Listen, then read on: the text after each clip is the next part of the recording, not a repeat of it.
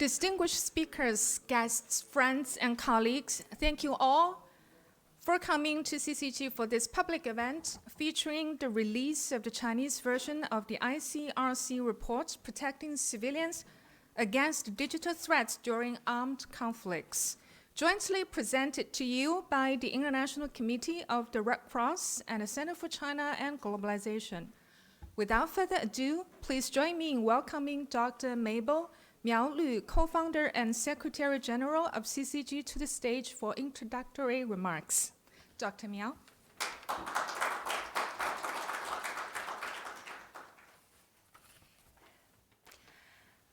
Distinguished guests, ladies and gentlemen, my dear colleagues from ICRC.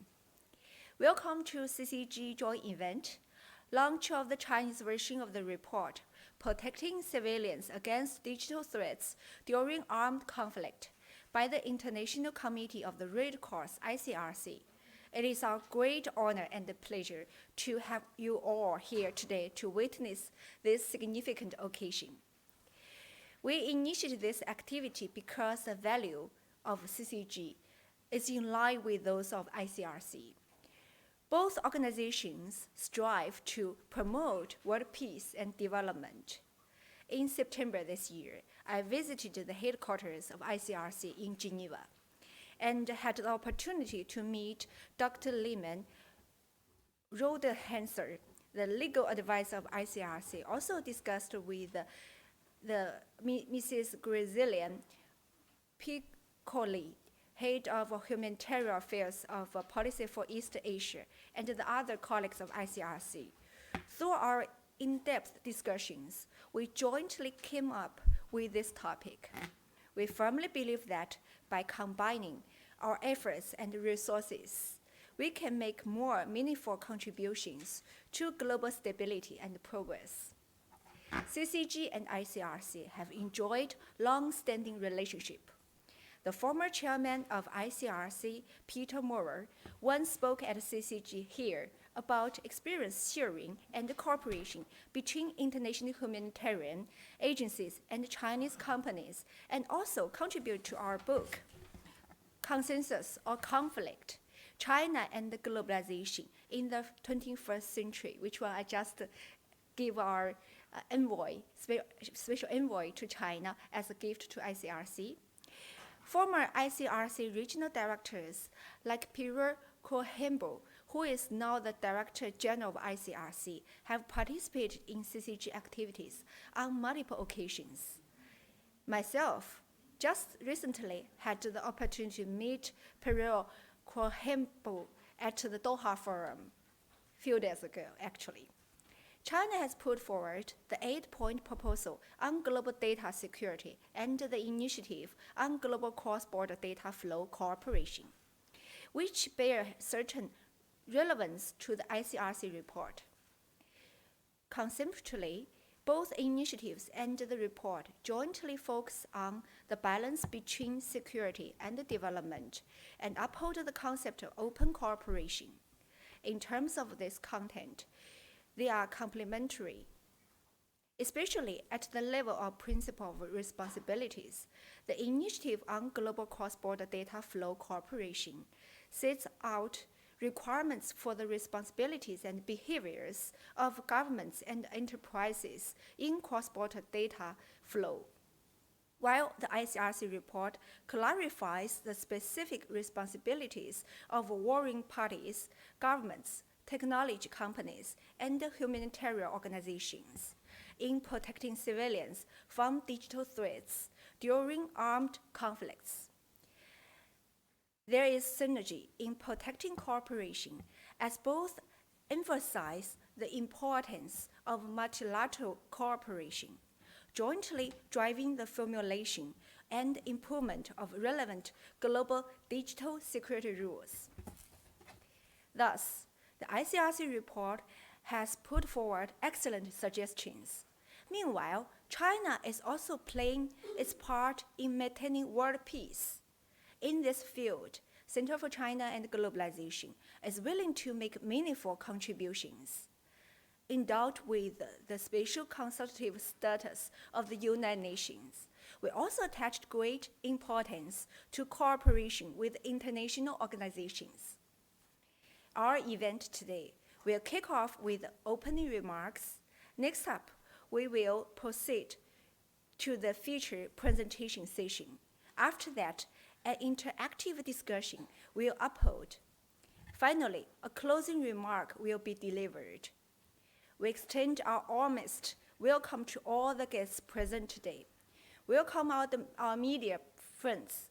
We are also joined by scholars from Peking University, Tsinghua University, Beijing Information Science and Technology University, Beijing Normal University, China University of Political Science and Law, Beijing Jiao Tong University, and business executives from Baidu and ByteDance, the two digital giants in China. Thank you all for coming. Finally, I would like to express my gratitude to the CCG research team and the events team for their important efforts. We wish today's report launch a complete success and thank our great partnership with ICRC. Thank you all.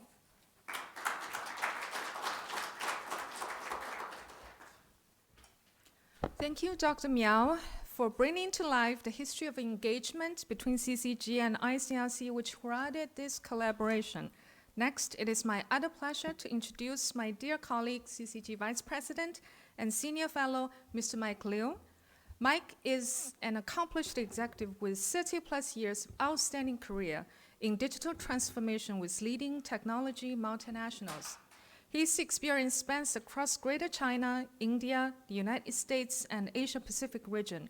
Mike is recipient of top 10 figures in China outsourcing industry and top 100 figures in China IT and service industry. Before joining CCG to rekindle his passion for research, he served as managing director and legal representative for DHC Technology and Infosys in Greater China. His research interests focus on globalization, technology, innovation, and AI governance. Mike, you have the floor.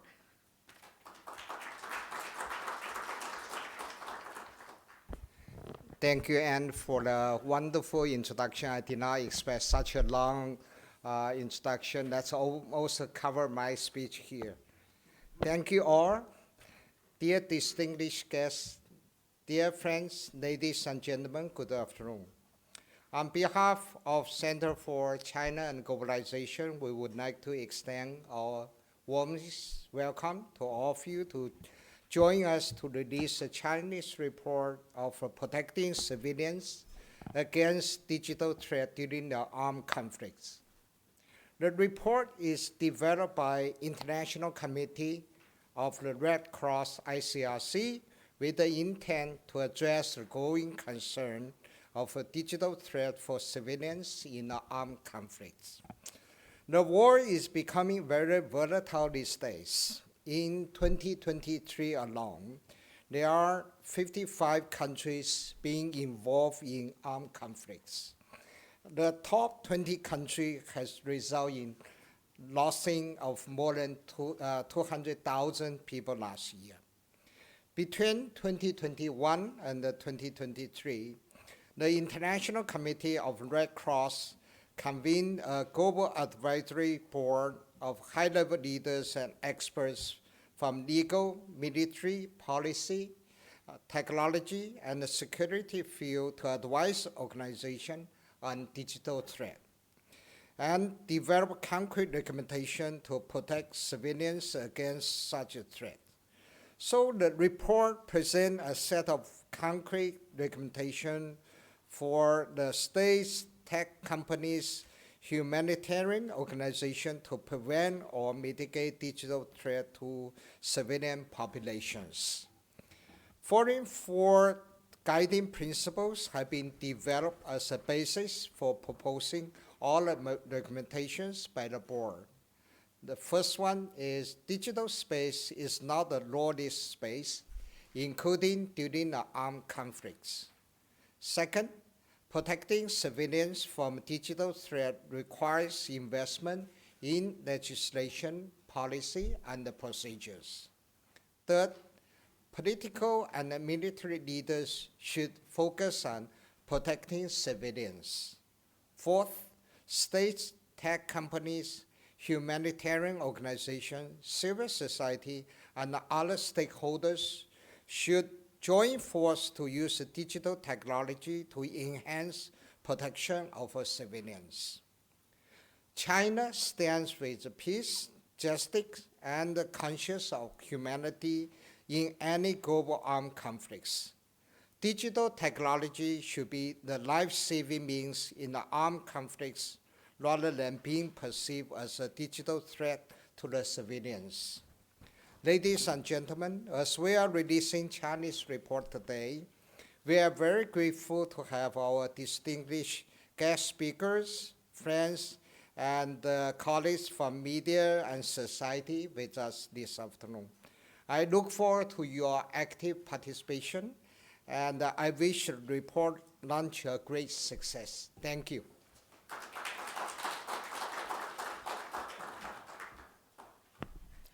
Mike's remarks reminded us of the brutal reality of conflicts in today's world and the sheer importance of holding the digital forces in check. Next, I have the honor to present our opening speaker, ICRC Personal Envoy of the President for China and Head of Regional Delegation for East Asia, Mr. Balthasar Stichling. Mr. Stichling joined the ICRC in 1993. He is a multifaceted senior leader in the humanitarian sector with a track record in operations, diplomacy, negotiations, partnerships development, crisis management, and digital transformation. Both at field and headquarter level, he has served in the Middle East, Africa, the Balkans, and Geneva to respond to the needs of populations affected by armed conflict. Welcome to the podium, Mr. Stichling.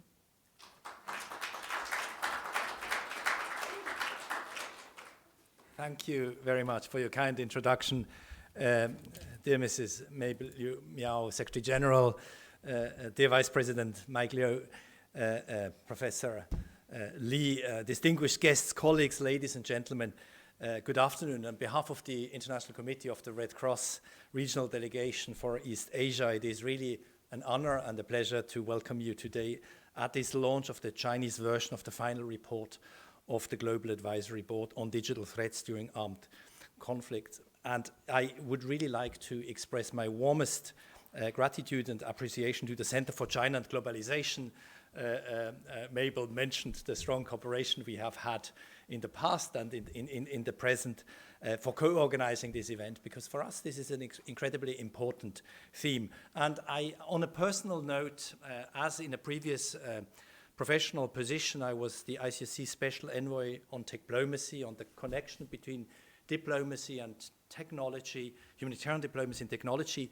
I'm particularly happy to see the launch of a Chinese version of this report, because in my previous capacity, we worked a lot with Russian companies, with American companies, and I always felt that we needed to up our investment and our dialogue and our learning with the Chinese government, with Chinese stakeholders, with Chinese companies. And I think in this sense, this launch for me fulfills me with a deep satisfaction. Since the publication of this report in November 2023, it has been translated in various languages and launched in a number of countries, regions, multilateral fora around the world, Singapore, France, United States. We engaged NATO, European Union, the UN open-ended working groups, and today with the Center for China and Globalization, that is of course a leading actor in the thinking ahead about globalization, about the stakes, the challenges, the risks, and the opportunities. We are very excited to have you all here, and I thank you for taking the time this afternoon to hear about this report and discuss and engage with us. Vice President Liu already mentioned how, in a way, the report is structured, and also the fact that is, of course, it is a product not of the ICRC, but it is a product of a global advisory board of very high-level leaders from different sectors, and it is probably the interest of this report that it doesn't, in this sense, represent the ICRC's view, or only a tech view, or only a legal view, but that it is, beyond the geopolitical divisions that unfortunately characterize our world, a report that has brought together experts from all fields relevant to the deliberations and from all backgrounds of the world to think together on digital threats for civilians. Now, you may ask yourself, and I had in a coffee break before we started, questions sort of why would even the Red Cross instigate such an advisory board? Since when are humanitarian organizations even interested in technology? And as very often, and you may be aware, and it was mentioned by the Vice President, that the ICRC is tasked under the Geneva Convention to offer protection and assistance to people affected by armed conflict around the world, and we count 120 situations of armed conflict in so many countries. And very often our thinking is actually driven by what we see in the field. And what we saw in the field, our 20,000 staff members in over 100 countries present in conflict zones, is indeed on one hand that digital technology can save lives. Digital technology has fantastic opportunities. We use it to bring families together through digital matching, artificial intelligence to detect drones with satellite technology and artificial intelligence. And I could go on all the use of digital technology as a force for good. But what we also see, regrettably, that in the battlefield we see an increased digitalization of armed conflicts. And this digitalization has massive consequences, fast evolving consequences on the people we try to protect and assist. And we see, of course, a strong tendency of both states and non-state armed groups who engage in armed conflicts to use digital technology to overcome and overcome their adversary and win the conflict. And in this sense, on top of what we call the kinetic operations, which are, by bombs and guns, and we see this cyber dimension being sometimes reinforcing the kinetic side of conflict, or sometimes through cyber attacks purely happening in the cyberspace through cyber means. And for civilians, that has all sorts of critical consequences. You can, of course, think about civilian infrastructure being disrupted by such attacks. We see a very difficult tendency towards the spread of harmful and manipulative information, hate speech that can really put vulnerable groups at risk, that sometimes also puts us, the Red Cross, we have a colleague here from the Chinese Red Cross, at risk because there may be accusations against the Red Cross, wildly invented accusations, so it's difficult also for humanitarian actors to prevail and remain neutral, impartial, and effective, and be perceived and trusted by the people on all sides, because that is our license to operate.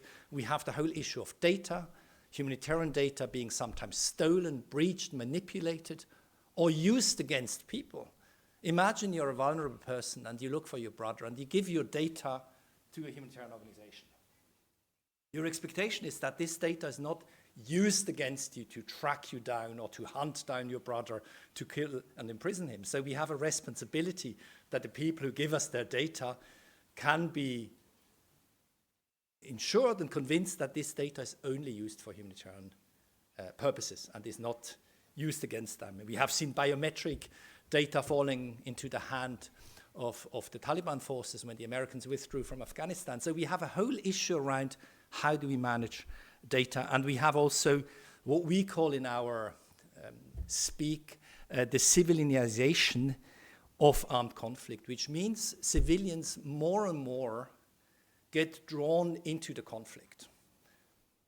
Some states would sort of say, take pictures of a tank, that helps us to identify the tank and take out that. So you have civilians or others ask them to form cyber armies composed of civilians that attack, that engage in the hostilities. And this involvement blurs, of course, the lines. We see also technology companies more and more becoming active in situations of armed conflict. In certain conflicts, the action of technology companies, their way to preserve perhaps the functioning of state structure by saving the data or the satellite technology, is almost as important as what states do. So suddenly you have technology actors whose decisions have massive impact, not only on who wins and who loses, which is not our prime concern as a humanitarian organization, but on how civilians suffer or don't suffer in armed conflict. So our then President Peter Maurer, who was mentioned, and he contributed to some of your publications, invited a number of extremely distinguished experts from around the world to help the ICRC to think the issues through and to formulate recommendations, which aren't the ICRC recommendations, but they are essentially the recommendations of these experts. And I think the value is that it is, in this sense, the result of a collective thinking across boundaries of métiers and professions. Vice President Liu already mentioned the structure, the key recommendations, and we will have a presentation later from my colleagues. And we were incredibly grateful to Professor Xiaodong Li to have given of his time. I was myself involved in this Global Advisory Board. It had sessions for between 21 and 23. So, Professor, really, we are very grateful to have one of the leading experts in China helping us, helping with the thinking, bringing Chinese wisdom into this process. And indeed, if I reflect with my hat as the ICC representative and special envoy of the President to China, I believe China is not only a technological superpower whose technology will be able to bring a lot of good, but also in the field of international humanitarian law, a high contracting party is a party, a state party to the Geneva Convention, who has recently joined an initiative of 6 states with the ICRC to make the respect of IHL a political priority. And I think this engagement that we see at the very highest level of the People's Republic of China is, of course, precious for us. And I think today, in this sense, the reflection on the digital side of conflict and how we can work together, hand in hand, between the different worlds of technology, policy, humanitarian practices, tech companies and governments is indeed a very important movement in a trajectory that hopefully will see a world where civilians are as protected and as little harmed as possible, as we know that every war, of course, brings unbearable suffering. There is no humane war, but there is a balance to be found between military necessity and humanity. And I think China as a country and our partners from the Chinese Red Cross and you, friends from different walks of life in China, academia, Academy of the Red Cross, think tanks, government are all here together to think it through with us. Tech companies, we have representatives here too, and we look forward to continued work. And with that, I end my brief opening remarks and thank you for being here. Thank you. Stingling remarks. Now we are all very much looking forward to the report.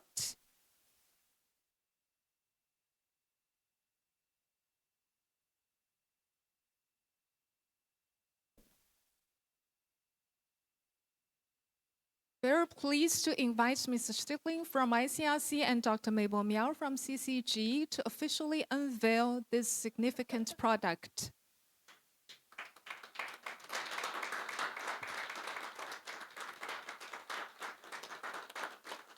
Congratulations. May we take this opportunity to invite our speakers and honored guests to come up to the stage for a family photo.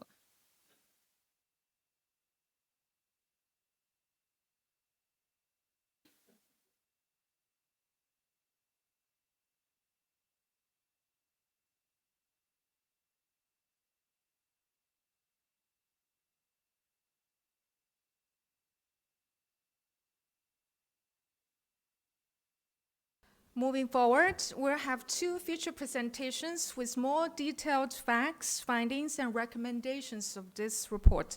The first presentation will be conducted by Dr. Xiaodong Li, who is a member of the ICRC's Global Advisory Board on Digital Threats during Armed Conflicts.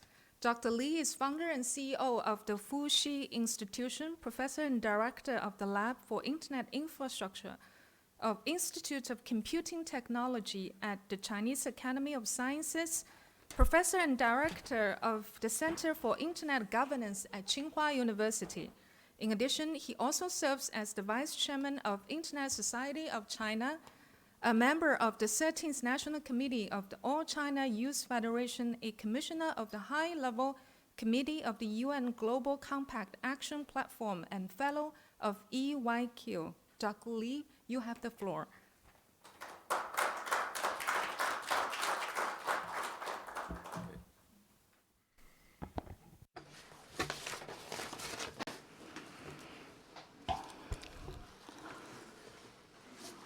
ladies and gentlemen, good afternoon. So it's my honor to join this launching meeting for this Chinese version report. So other than it's for Chinese version, please give me opportunity to speak Chinese. So it's better for you to use the simultaneous interpretation. Yeah.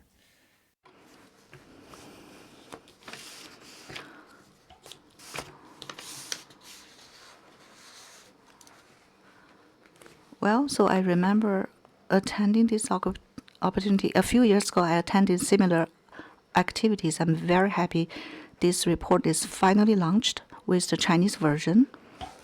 I think this year we hold this event is very meaningful because this year is the 50th anniversary of the global internet, and it's the 30th anniversary for Chinese internet birth. So ICRC pays attention to digital threat in cyberspace. So we see that internet is deeply rooted now in military, in economy, and all aspects. So we pay great attention to problems occurred in the cyberspace, in the digital space. So recent years, I attended many cybersecurity-related events. When ICRC invites me to join the GAP, I was a commissioner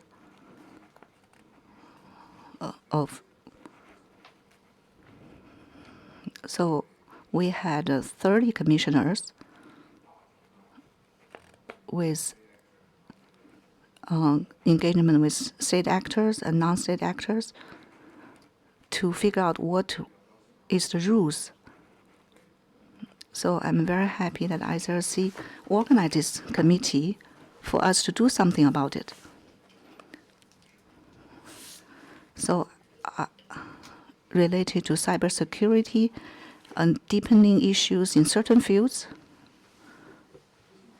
in recent years, especially in the recent 2 years, there are many conflicts in the world. Back then, ICRC organized this work. When that happened, we didn't have this many conflicts. So this is a very good foresight to organize this gap.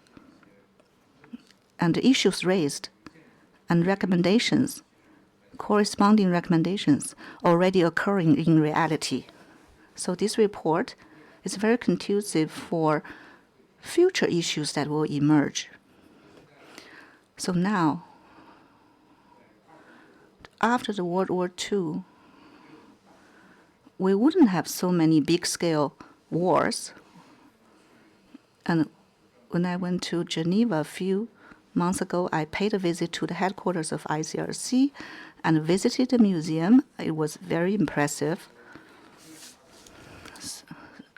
So even though we don't have these big-scale hot wars after World War II, but after the birth of Internet, the digital space is witnessing daily conflicts. I managed China's Internet Center and was responsible for being a VP of international Internet organizations. We were really concerned of cyber attacks. It happens in the scale of tens of thousands per day, which poses big security threat. Don't you feel that the Internet is affecting everyone to this extent? Up until the end of 2023, according to UN statistics, more than 67% of the population now have access to Internet and using Internet. So the majority of the population now are netizens. And in terms of China, you have 1.1 billion people who are netizens. So if the Internet has some issues, then it will affect the society's stability, the supply of power, and transportation, hospitals, etc. After these threats occur, it will directly affect our daily life. I think you feel there's no air, but actually you're breathing air every day. So this is similar for the Internet. If the digital space is contaminated, you may not notice it, but suddenly you see the severity of this issue. So China has experienced severe polluted air in the history. So in the field of digital, so I want to emphasize the interconnectedness and the relevance of this issue to our life. And this gap on the digital threats to civilians during armed conflicts, to propose and to point out the threats, to propose recommendations to the threats to civilians, to the belligerents, to states, to tech companies. Many of them belong to the tech community. So these recommendations, I think ICRC, the president of ICRC is the chairman of this board, especially experts from, of 17 experts from various fields. I listed what are the members of this gap. So when ICRC organized this board, it's very selective of who are the experts there from the governments and tech companies, very representative, and have very senior experiences, being the senior experts in their fields.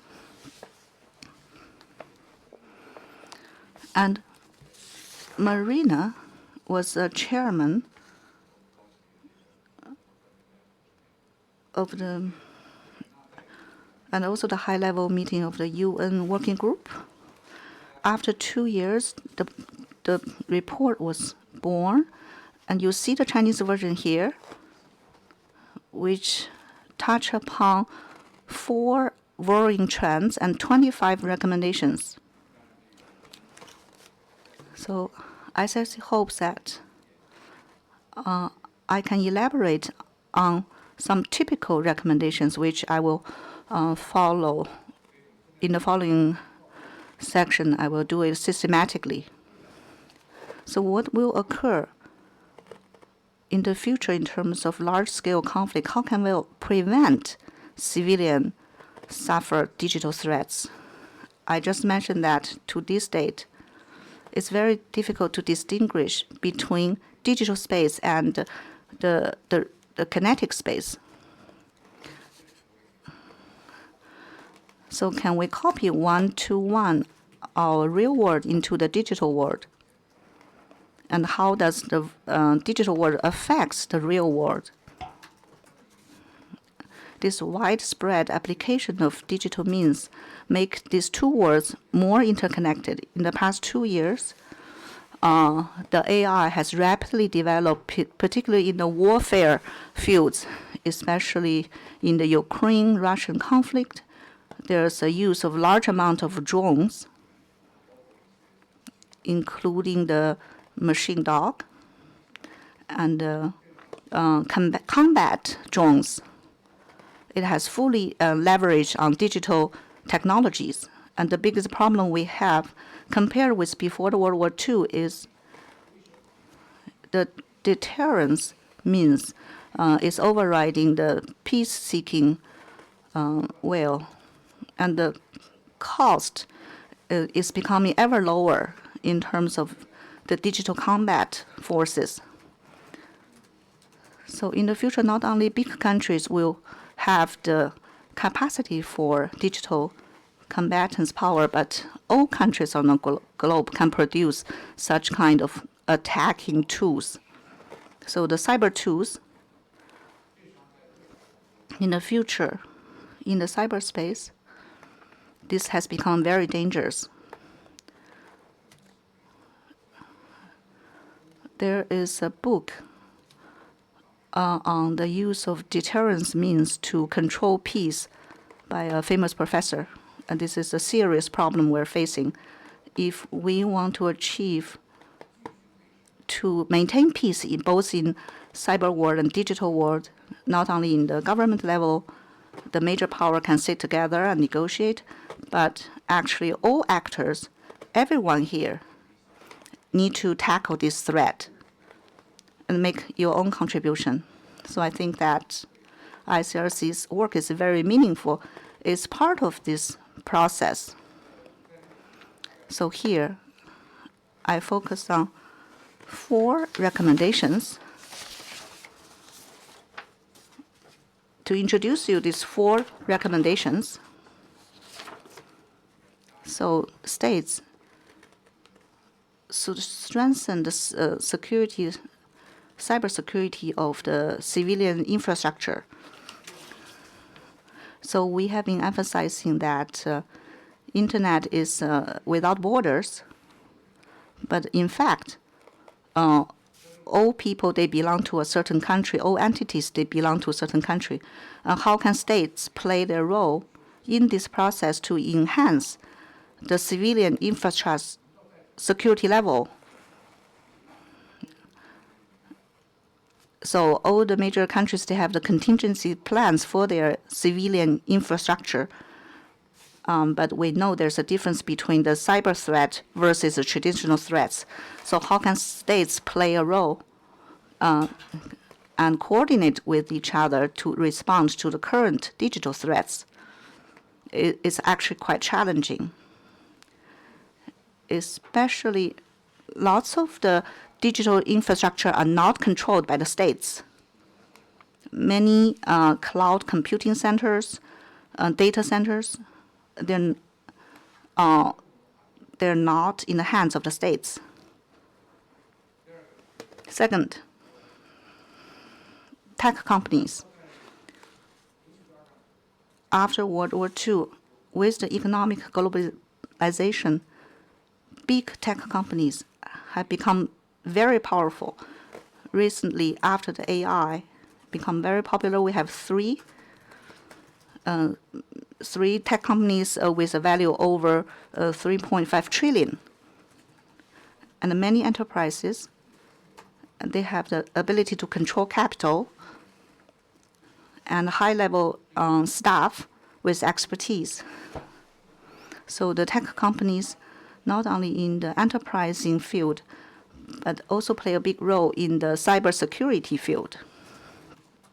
Many attacking infrastructures also originated from tech companies.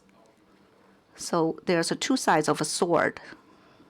One can kill people, the other can be for the kitchen use. So any technological advance will change our way of life. So to master the technology and the talents, the tech companies, how can they find their correct position is a very key. So we have these involving the issue of technical ethics, strengthen these tech companies' CSR, so that in the future when conflicts occur, to avoid tech companies be involved or their staff be involved officially or unofficially into the conflict.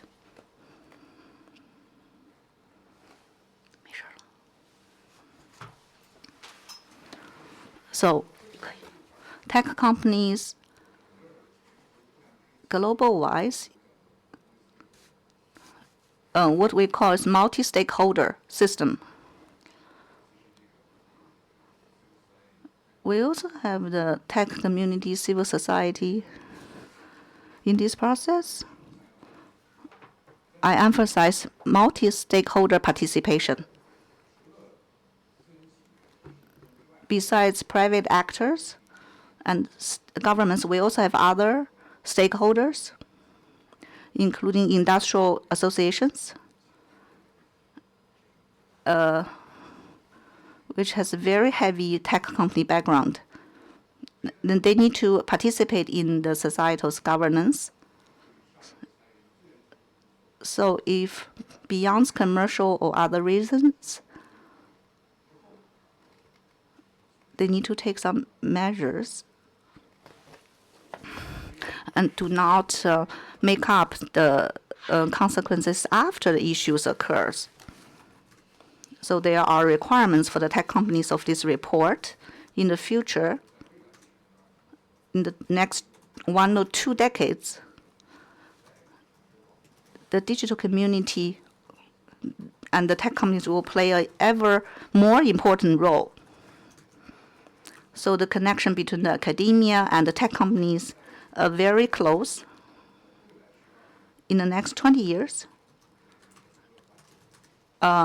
technology and the products will become a major trend. The gap in the technology field will be even larger. Owning advanced technology and those without owning these technologies will become very different with each other.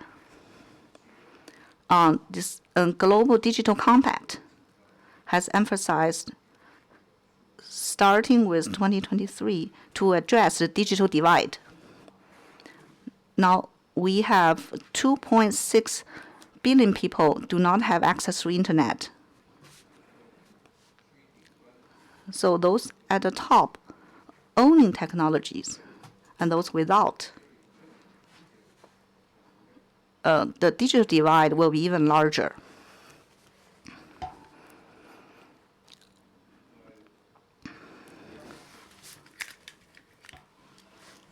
So now I also want to emphasize multi-stakeholder. 10 years ago, this was talked about. 2005, so there was the UN Internet Forum.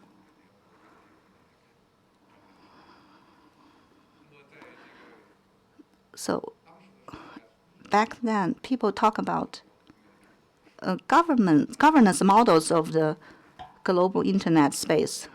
And internet itself is a multifaceted framework.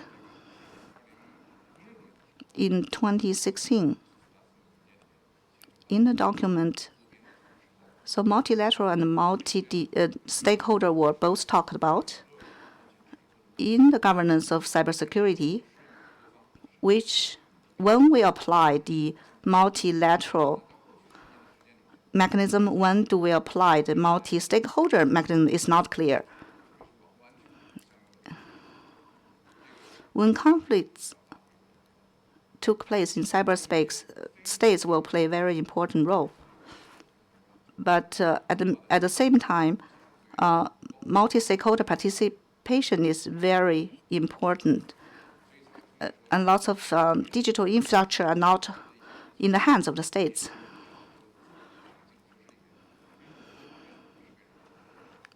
And no one is clear how much were controlled by whom.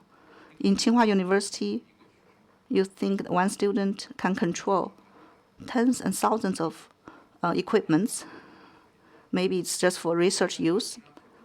But from controls capacities perspective, there are the issue of unknown controller. So lots of attacks in the cyberspace.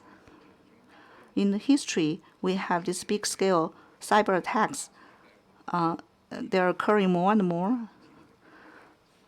So now you can deploy easily mega-T bytes to launch an attack, which can affect the entire city or the entire state.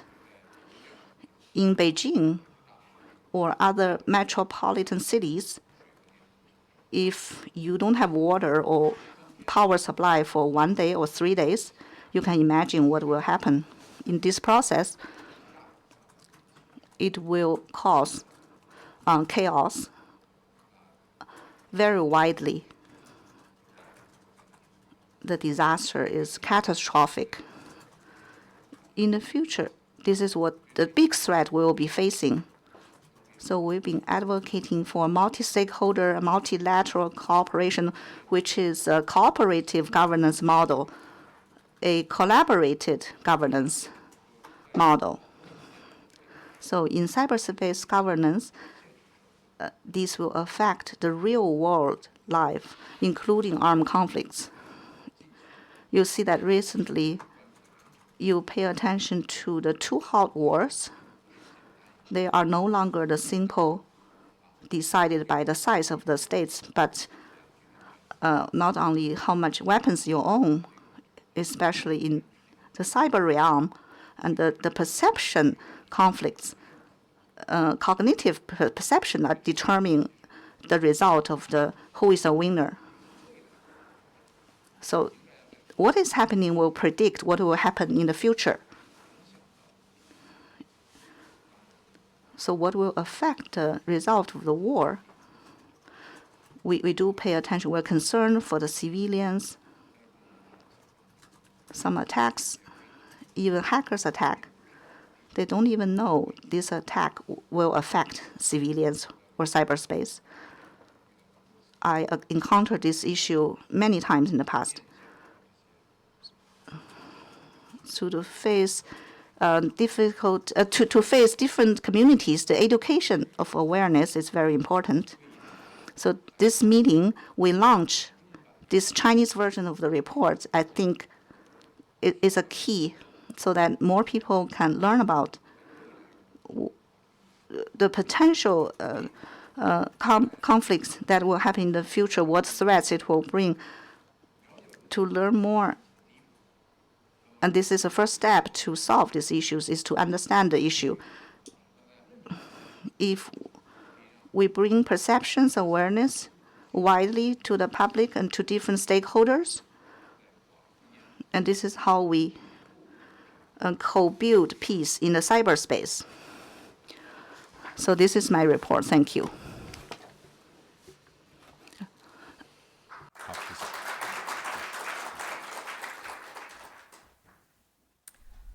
Our next speaker is Ms. Mawa Shabad, Head of Legal Department, ICRC Regional Delegation for East Asia.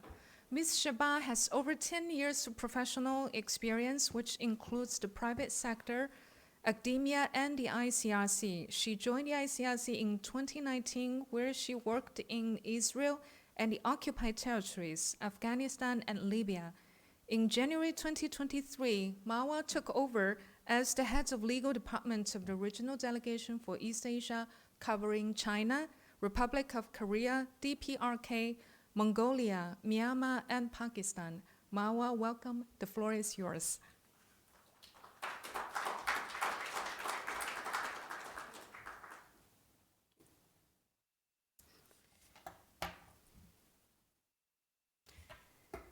Distinguished guests, friends, colleagues, ladies and gentlemen. Everybody who spoke before me covered a lot of what I was going to cover, so please bear with me. Sit tight, and perhaps what I'll take you through this time is a bit more of a comprehensive reading of all the recommendations that came out of this report.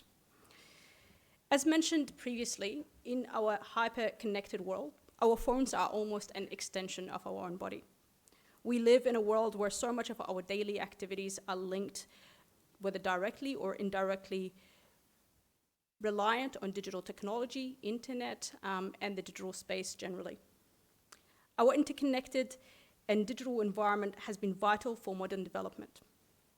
The modern technology allows me to live a very comfortable life in China while connecting with my family in Australia, and at the same time speaking to the ICRC HQ in Geneva, all in the space of a few minutes. And because of that, this comfort sometimes overshadows the potential risks and threats that digital technology brings to us. We are lucky to have all this digital ease, so we often don't think about the risks associated with what we do when using the digital environment, especially and specifically during armed conflict, where these risks can have life and death consequences. At the ICRC, a humanitarian organization that was born out of the battlefield, we have long been following and observing the different trends in contemporary armed conflict. And I'll take a minute here to say that we actually have the challenges report in contemporary armed conflict at the table over there for those who are interested in having a wider look beyond just the cyber issues that we're covering today. The ICRC had observed 4 particular worrying trends that essentially triggered the Global Advisory Board. and their subsequent recommendations. Sorry. The first trend is the increasing use of cyber operations during armed conflict, which risk harming civilians by disrupting infrastructure, services, and data essential to human safety and dignity and the functioning of society. Cyber operations have the potential to disable and physically damage industrial facilities, communication networks, and other elements of everyday life, such as our critical infrastructure, as we heard, water, internet, telecommunication, and the like. These can all cause direct injury, harm, or even death at times to civilians. Now, bear with me while I give you an example. If there is a cyber attack on a power grid that could potentially destroy the electricity connection to a hospital, that jeopardizes the lives of the patients within ICU or other patients, and that may result to death. Now, it doesn't really matter if that destruction of the power grid happened by kinetic means or through cyber operations if the end remains the same, that the hospital does not get the power that it needs. And for that, we often don't consider cyber attacks as serious, but when you look at it in that example, it ends up with the same results. The second trend that was observed is the double-edged sword dilemma of technology. The use of connectivity and digital tools is essential for the civilians to access life-saving information during armed conflict. But the very same tools could also pose and amplify the spread of harmful information, as we have just recently heard. Information operations during armed conflict is nothing new and has happened over years. However, the digitalization of our world has made the spread of harmful information much faster, much more accessible. The scope and scale has increased. The speed as well at which it spreads. Once an information operation is unleashed on the public domain, it is hard to control who will see it and who may be negatively affected by it. Civilians are therefore left at risk, receiving sometimes unknowingly harmful information. The third trend is the blurring of lines between civilian and military. In the digital world, putting civilians and civilian objects at risk of becoming a target. The civilization of conflicts in our modern reality is becoming almost an everyday occurrence. The civilization of conflict in cyberspace is an extremely worrying trend, because sometimes civilian actors participate in armed conflict willingly, while other times they may not be aware of that their contribution may put them at risk. These contributions can come in the form of using digital apps to share military coordinates or military information, but it also could come in the form of providing cybersecurity softwares, hardwares to government, to belligerents, and the like, all of which could pose significant risk. A tech company and its employees that might be providing cybersecurity services to one of the parties to an armed conflict may end up putting its employees at risk, sometimes unintentionally, depending on the nature of the services being provided. International humanitarian law is built on the cardinal principle of distinction between what is civilian and what is military. And the use of civilian digital infrastructure for military purposes risks the blurring of this line and risks the attacks against civilians. The fourth and last trend I will mention, which is also very close to home, is the undermining of humanitarian organizations and their ability to provide life-saving services. Through cyber attacks, data breach, and disinformation campaigns, all of which have significant impact on the operations of humanitarian organizations. Recent cyber operations and disinformation campaigns against humanitarian organizations such as the ICRC has resulted in the diversion of significant resources to address these issues. In 2022, ICRC was the victim of a targeted data breach, which not only carries immediate risks to those people whose data was accessed, but also diverted substantial valuable resources at the time from the efforts and from the ICRC's work to address this issue, which of course left others vulnerable in needy context. The targeting of humanitarian organizations in digital space is no less concerning and sometimes no less lethal than a kinetic attack on humanitarian workers.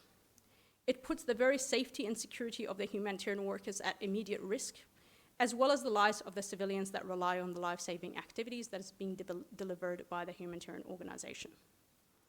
With these four observed trends in mind, the Global Advisory Board convened to provide concrete recommendations to address these challenges with the aim of enhancing protections of civilians in armed conflict in cyberspace and against digital threats. The GAB, Global Advisory Board, which I will refer to as the GAB from now on, embarked on the journey with 4 guiding principles that was mentioned previously, but I'll quickly go through them. The first is that the digital space is not a lawless space, including during armed conflict. Rules and legal frameworks, especially international humanitarian law, continue to apply to cyberspace and must be respected by all parties. The second is that protecting civilians from digital threats requires investments in legislation, policies, and procedures. The fact that adopting and implementing such legislation, policies, and procedures may be politically, commercially, and technically complicated should not be an excuse to avoid implementing them. Thirdly, political and military leaders should focus on protecting civilians. They should be aware that the more civilians take part in digital operations related to an armed conflict, the more difficult it becomes to distinguish between who's a civilian and who's military. Fourth, states, tech companies, humanitarian organizations, civil societies, and other stakeholders should join forces to use digital technology to enhance the protection of civilians. Collectively, we should harness the potential of digital technologies and protect civilians from harm.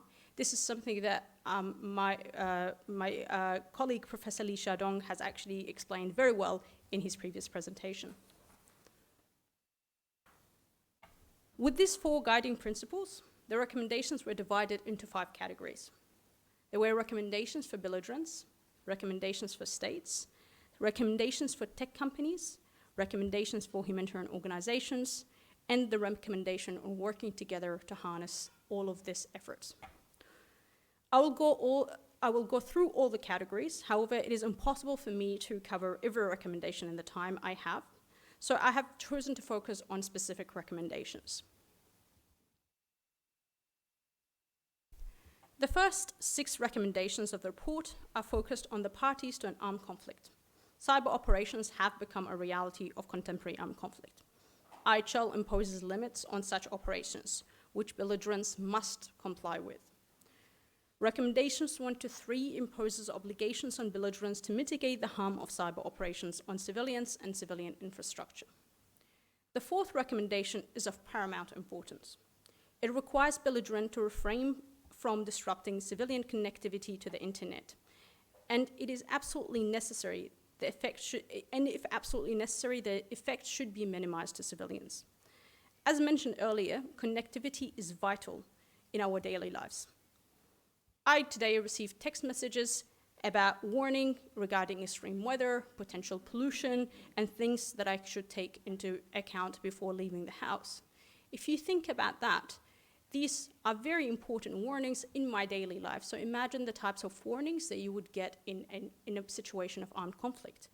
How important it is to get effective warning, directions, updates that could in fact be life-saving. Recommendation 5 requires belligerents not to encourage civilians to take part in hostilities through digital operations and risk civilians losing their protection, as they may become a military target.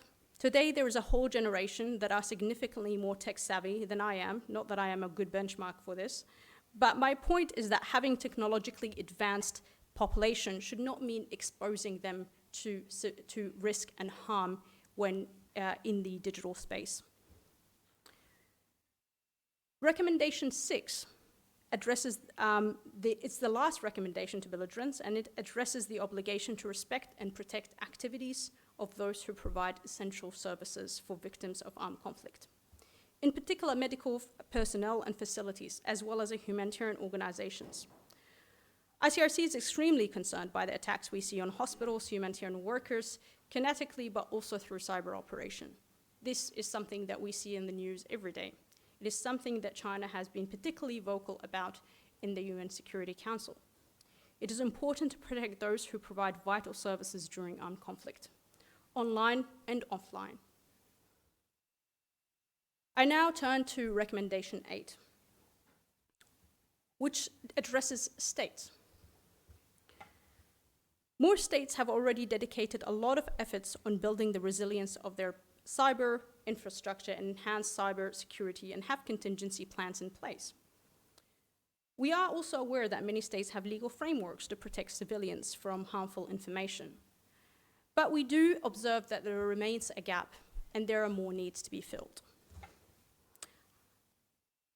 There is also a notable gap between Recommendation 9 and state practice. States often don't actively disseminate or raise awareness of the legal rules during armed conflict to private actors, such as hackers. Even though the involvement of private actors in armed conflict has become a reality, we still see this gap. It is estimated that there are over 125 private actors, including hacker groups, that have been involved in the Russia-Ukraine conflict. A similar number has been involved in the Gaza and Israel conflict. With these figures in mind, we know that private actors are real and that they do play a part in armed conflict. Dissemination of legal rules on the protection of civilians in armed conflict is not authorization or a license for private actors to engage in armed conflict. It is rather a mitigation measure to minimize civilian harm and ensure that all parties respect the legal rules in place. But which legal rules are we referring to exactly? Recommendation 10 emphasizes the need to build on and strengthen the existing legal rules that apply in armed conflict, including ICRC. States should not undermine existing rules. For example, in our view, it is not sufficient to simply note the principle of distinction if at the same time some states restrict its application in the ICT environment.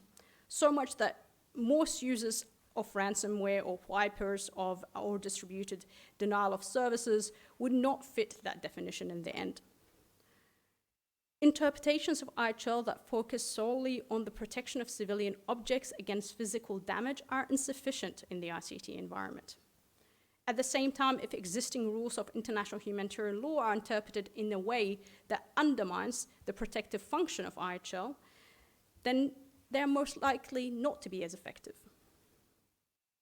Leaving the ICT environment unaddressed and the issue of new kinds of harm resulting from use of ICT during armed conflict not really addressed in any substantive way. Additional rules would need to be developed to strengthen the existing legal frameworks, not to undermine the existing ones. They should build on what's already there to ensure adequate protection in place. I now skip to Recommendation 13. Sanctions and restrictive measures have significant impact on humanitarian organizations and their ability to carry out essential services and essential life-saving activities. But this is it not only applies to sanctions or financial sanctions or economic sanctions. It also applies to restrictive measures imposed on countries that prevent the importation of certain technology or ICT equipment, or even software at times. The operation of humanitarian organization activities, but also other essential services, such as the medical services, often rely on certain equipment, softwares, and other digital means. If there are sanctions on these, we risk the fact that some of these life-saving equipments will not get into the hands of the doctors that need them most, but also would leave humanitarian organizations quite vulnerable. It is essential and important that restrictive measures allow for humanitarian carve-outs that enable the access to information and communication technology for humanitarian purposes. Recommendation 4 highlights the need for states to work hand in hand with humanitarian organizations to provide support and bolster the ability of organizations to respond to harmful information. This is a recommendation that we hope to achieve hand in hand with China. I now want to move to the third category, which is recommendations for tech companies. When we discuss the GAP report with tech companies, we sometimes get a puzzled look. The link between protection and civilians in armed conflict and tech companies is not always very clear. And computer engineers who are writing cybersecurity code don't really understand the IHL language. If I was to ask for a show of hands about how many of you have encountered misinformation, disinformation, or hate speech on digital platforms such as social media, whether inside or outside of China, I have no doubt that most of the rooms would have their hands up. Tech companies have the power to regulate this moderation policies to minimize the spread of such information that can have significant impact on civilians in peacetime, let alone during armed conflict, when these informations could be deadly. Many tech companies are also involved in cybersecurity, in the cybersecurity tech sector, whether they may provide government with defensive software or even more advanced software that may be used for offensive cyber operations. This blurring between civilian and military data or civilian and military services may place tech companies and their employees at significant risk, as they may become a military target due to the nature of the services being provided. This does not mean that tech companies must refrain from all commercial activities related to cybersecurity, not at all. But it does require companies to ensure that they have the right measures, policies, and other regulations in place to ensure the protection of their employees as well as the company itself. The ICRC works closely and confidentially with tech companies and tech giants around the world. We work to endeavor in raising awareness and discuss recommendations where relevant to tech companies. We hope that after today we can also probably establish some dialogue with the Chinese tech companies and hopefully build on that relationship. The ICRC's team of tech and legal expertise bring a unique perspective that is sometimes, if not often, overlooked when we talk about tech companies and their policies.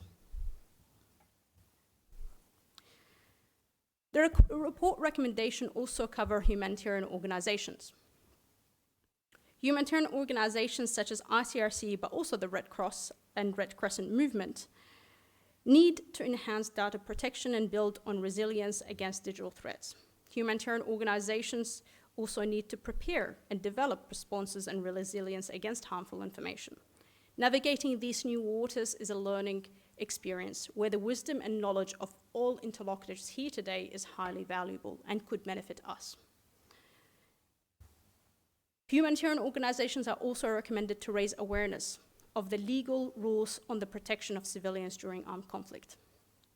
Amongst all actors, including private actors, you will see actually in your paper, there is an article that was written by one of my colleagues on the 8 rules for civilian hackers and for obligations on states. This article was incredibly popular. That was picked by news agencies around the world, to the point that actually got its own Wikipedia page.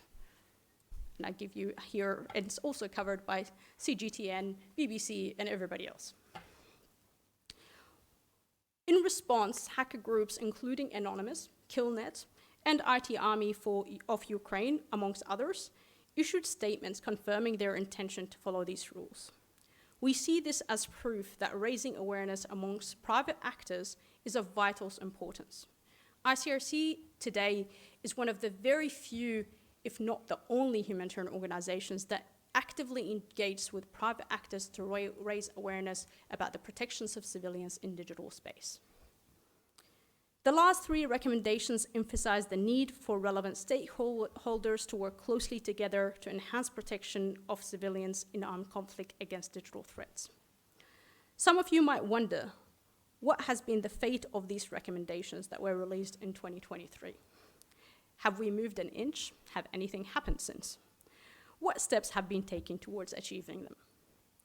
The ICRC engages with various actors and stakeholders around the world, and we see gradual engagement, gradual development, and on some of these issues, whether through updating military doctrines or drafting new regulations or engaging in dialogue with the ICRC on some of the protection issues with civilians. However, of particular significance is the notable steps since the release of the report, that's being the 31st October 2024.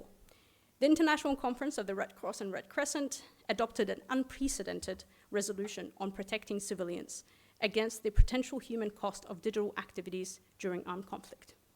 This is a remarkable resolution.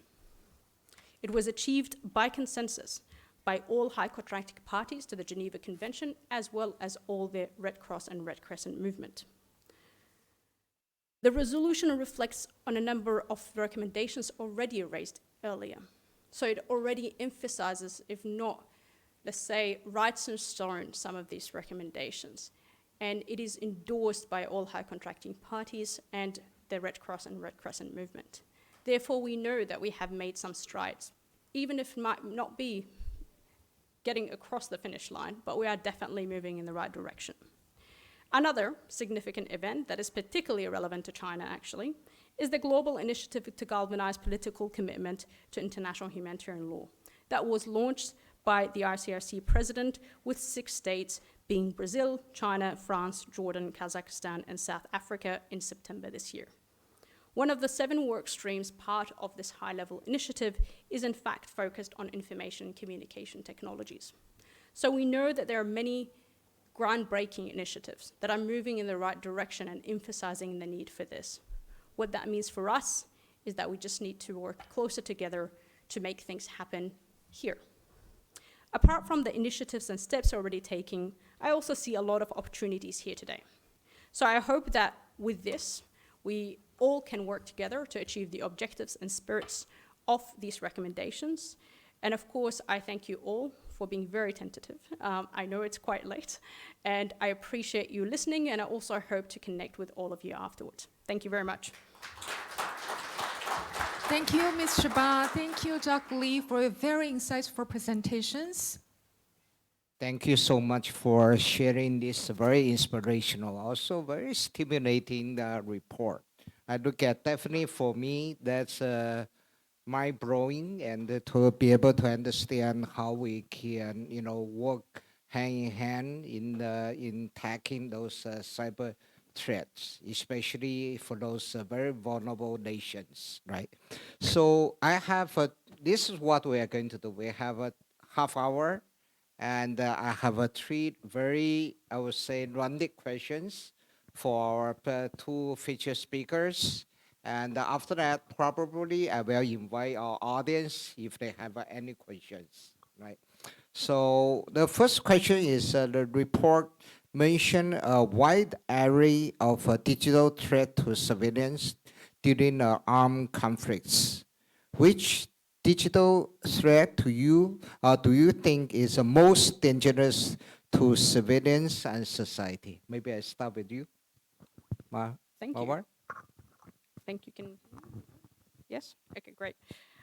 Thank you very much for the question. Personally, I think it's a bit difficult to choose which is the most, dangerous, because they could all lead to death, injury, or serious harm. But ultimately, there are ones where are perhaps more easily accessible. So if we talk about misinformation, disinformation, hate speech, this can spread really quickly. It can also, it's harder for most people, most civilians to detect, which can of course lead to significant consequences. So if a person wants to go, they're trying to check their social media to make sure that the road is safe and everybody's saying it's safe, but really it's not. And then they end up in that situation, you can see how it can cause immediate harm. They could be caught in the crossfire. But of course, this is, if we go about humanitarian organization, the digital threats to humanitarian organizations equally as dangerous. So it's a bit hard for me to prioritize which would be the most dangerous, because from my perspective, they could all lead to significant humanitarian consequences. So maybe in the other word, the consequence for digital threat, we should not really calculate based on regular or radical threat as we normally see it, right? Thank you very much. What about Professor Lee? How do you see, how do you view those potential digital threats? I think mostly I agree with some, but I might give you an example. So I do believe in the next years that so many people will drive the self-driving car. So the self-driving car will rely on the artificial intelligence technologies and the networking and the infrastructure very much. So if some kind of digital threat or digital attack happen, it can attack your car. So if something happen, you will be killed. So it's relevant to every ordinary people. And I do believe it will happen in the next 3 or 5 years because the self-driving car will be very popular. And there's even in China and American, they have a robot taxi. And also in China, if you go to Wuhan, there's it's called 萝卜快跑, right? So I do believe that in the future, there's so many artificial intelligence enabled the technology will be used in our ordinary life. So I mean, the threat will connect with ordinary people directly. Yeah, of course. Yeah, they can attack the infrastructure and then influence the ordinary people, not directly. Yeah. Actually, this is a very fascinating example. Actually, also I have technology background.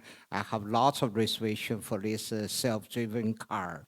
For example, if you are Jack Ma, you are in the car, you are driving somewhere in China, and some hacker from anywhere around the world can hijack you, possible digitally, right?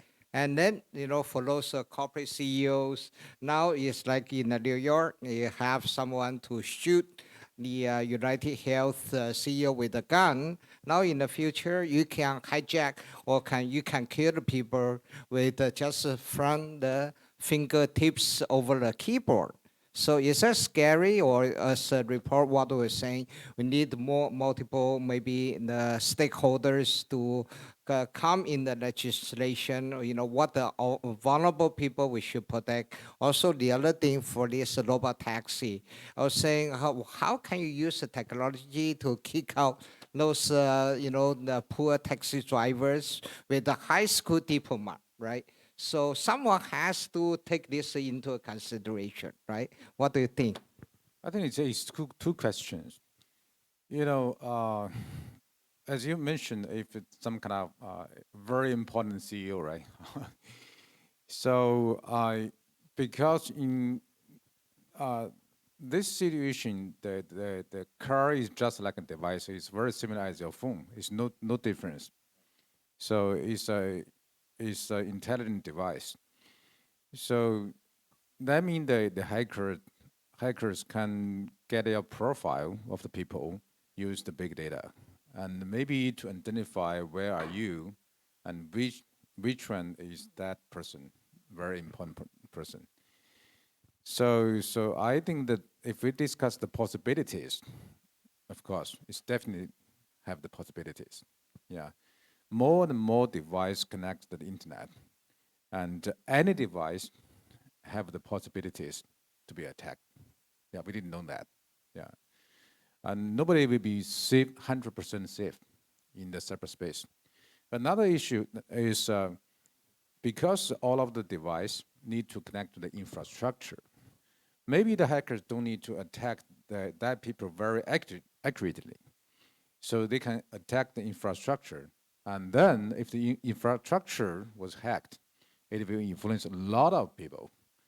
So even maybe it's not the hacker intend to do, but the result is the disaster. You can, if you, I think it's in last year, there's so many manufacturers define that the car in the future will be the infrastructure of the city. So you can imagine that maybe millions of cars is driving in the city is is driven by the technology, not by the person. Yeah. So if the infrastructure was hacked, how many cars be crashed? Yeah. So it's a big disaster for the city. Yeah. Just like what you said, if Beijing we have 3 days lose the power and the electricity, there could be a huge, I would say, Mediterranean crisis, right? Marwa? If I may just add, it's interesting. We have so much concerns about self-driving vehicles, right? We can see the potential of everything that can go wrong. And today we have autonomous weapon systems either being used or developed. And that is happening. And there's not as many questions that you hear about this, because a lot of the risks that we discussed here could also apply to autonomous weapon systems, especially if they integrate artificial intelligence. So we have so much concerns about a self-driving car. Imagine if it's actually a weapon that is autonomous. How much damage could that actually result in? I look at one of the things if I recall, maybe I refer to Professor Lee, the presentation. Knowing problem is the first step, right? I look at this is a very good one. Maybe Marwa, why do I start the second one, the easy one with you?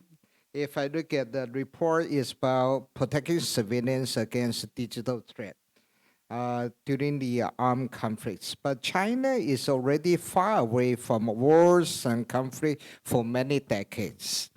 What's the relevancy of this report to the peaceful countries like China? I think Professor Li Xiaodong actually covered it really well in his presentation already. Ultimately, I think if everybody waits until a conflict starts, I can assure you nobody's going to turn their mind into policies and regulations at that point in time. So the idea of what we're raising awareness about, as Professor Lee has mentioned, is first of all, we have to know what the problem is, right? And then we have to take steps towards addressing that problem. And if we're going to wait until a conflict, then that's already too late. Nothing is going to happen at that moment in time. And a lot of what we discussed today is also many of these policies and procedures will also be equally effective in peacetime. If we're talking about regulations on digital platforms or regulations to protect and having strategies to enhance the protection of infrastructure to separate military from civilian, all of this is relevant during peacetime and actually provides also protective measures during peacetime. So it also provides equally important factors for China and all the other peaceable nations, but it also can help in the future and can lead also other states that might be more vulnerable or susceptible to armed conflict to also learn from the Chinese experience and adapt and actually put in that in place. So what I see is China can actually lead in a lot of this space because 1.1 billion people are net citizens, and also the technology is much more advanced. It is also leading in a lot of these fields, so it can potentially be the leader in these fields as well. So what about if I retwist this question again? What about if you see the digital threat during the conflict time was the peaceful time? Will they be the same or will be the different? I think some of the digital threats you will find in peacetime, but obviously they may be amplified during wartime. And if we talk about, for example, again, the harmful information, hackers and private actors, they exist. During COVID times, there were many, unfortunately, private actors that were attacking hospitals, that were ransoming hospitals, data, and this was happening, during, let's say, peacetime or during a pandemic that had nothing to do with an armed conflict. So a lot of these things were also more or less happening, but for different reasons. So they were not motivated to support a belligerent party. They were not motivated by politics or armed conflict. They had different reasons, but the impact would have been equally devastating for the people. So a lot of these things could also happen. If we're talking about a hacker that might hack a power grid tomorrow because he's upset about something, that could happen tomorrow during peacetime or during armed conflict somewhere else in the world. It's the impact will remain the same, that 3 days in Beijing without power how could you react to that? Of course, if it's during wartime, then the impact would be amplified because people cannot, find other resources. It would be hard to address these issues. But while peacetime, you have more time to react. You have more time, resources to adjust, let's say, until things will be resolved. Right. So basically, well, what we see during the wartime, the consequence will be a multiplier. And there will be a huge cost for the society or for the civilians to bear, right? So definitely. Indeed, and of course, one thing to remember is there are, international humanitarian law applies in armed conflict, and so there is also obligations in armed conflict that there might be laws, domestic regulations, and policies during peacetime, but you also have different laws kicking in and putting an obligation on the parties participating to the conflict, but also states to ensure the protection of civilians. So I think the need to have this Chinese edition report here is not only to help the people to understand, what the consequences, so on and so forth. It's really prepare people with the mind, potentially what the process, what the procedure to follow, or what the right things to do, right? So it's not like we are in a peaceful time. We are far away from problems. Actually, digital threat is not something you can smell it, you can touch it, but it's around us, right? Indeed. Thank you. The other one I want to ask Professor Lee. I was very impressed with your presentation as you talk about those digital things. And how do you see China, what we can do, or what we can contribute? Like Mawa was saying, China, we also have a very large internet users, technology-wise, we have so many companies play a leading role globally. And how can China to contribute, although we are still in a peaceful time? And what the things we can build the process and how we can equip society with adequate knowledge and the process. Yeah. China has stayed in the peacetime for a very long time. So, but we call that one Earth, one world, one internet, and one cyberspace. No one can be isolated in the cyberspace. So, I'll give you a very good example, which was happened in 12 years ago. At that time, I served as the VP for ICANN. So because ICANN, in some sense, maintain the root servers of the internet. So in early of 2012, we get information. The hackers from Anonymous, they plan to shut down the internet for 1 day in March 31st. Yeah. So it's a big issue. If we consider that 10 years ago, there not too many internet users at that time, but if the world is if the internet disappear 1 day, you can imagine what's the result on that. So, as an international organization, we feel very nervous on this news. So we need to work together. So at that time, ICANN is not too big organization. We need to work together with so many countries. How to make sure the internet infrastructure, especially for the root servers, cannot be shut down by the hackers.